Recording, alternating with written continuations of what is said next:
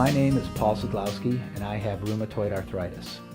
As I was trying to find out what was going on, why I was feeling this pain, and it began when I was in high school, and this has been going on for more than 30 years now.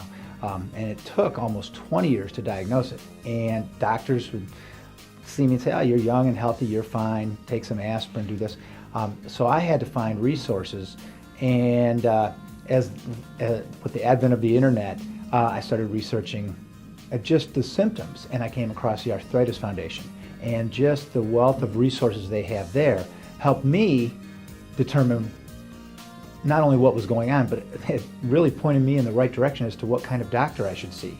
I was seeing family doctors, internists, things of that nature, orthopedics, and even a vascular specialist at one point. And I was like, I need to see a rheumatologist. And so that, just that wealth of information as to where to go, what was going on, what the treatment options are, and getting on the proper treatment, it's amazing the difference it made once I started getting the proper medication. So from an information standpoint, it was invaluable. The other, a second thing is that you almost feel kind of helpless when you have a chronic condition, any chronic condition, and you want to feel like you're doing something.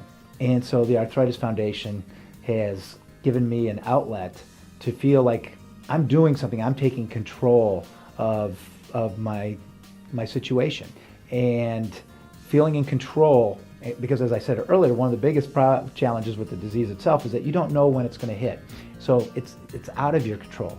Being able to work with the ArthritisFoundation gives you a feeling that you are taking control of the battle you're fighting.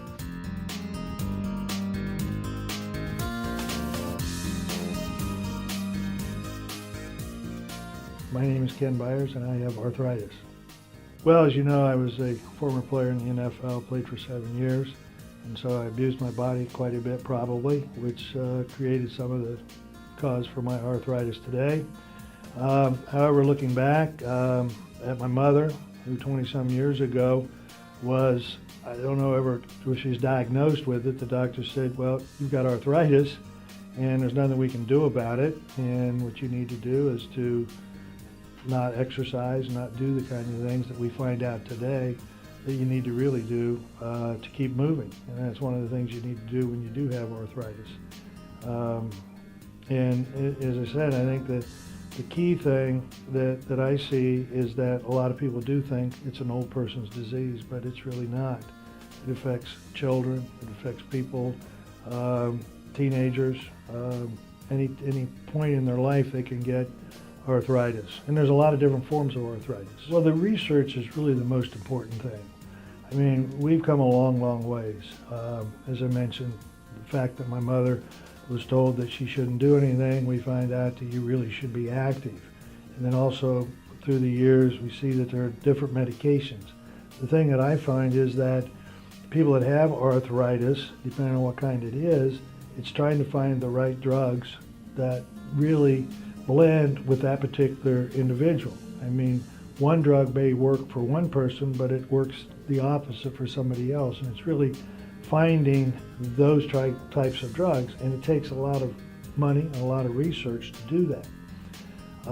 The other thing that one of the reasons I'm very involved with the foundation is the fact that juvenile arthritis and the research that needs to be done there. I mean, the saddest thing I see is when little kids can't go out and participate, and they can't play soccer, and they can't play basketball or football and those kind of things. And so we need money for research. It just doesn't come for free.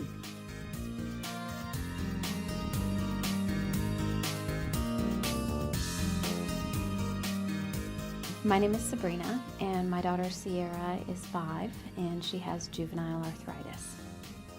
Since Sierra was diagnosed at age 3, she's had over 20 joints affected by the disease. The hardest hit have been her knees, and she doesn't understand why she can't run and jump as well as the other kids, why she has to have medicine put under her skin twice a week, and why she has to have blood taken out of her arm for testing. And it's very difficult as a mom not be able to answer those questions for her. Our family supports the ArthritisFoundation for many reasons, including their commitment to advocacy Through their advocacy work, we have the opportunity to educate our local legislators about the realities of juvenile arthritis and how important it is for continued funding for research and pediatric rheumatology.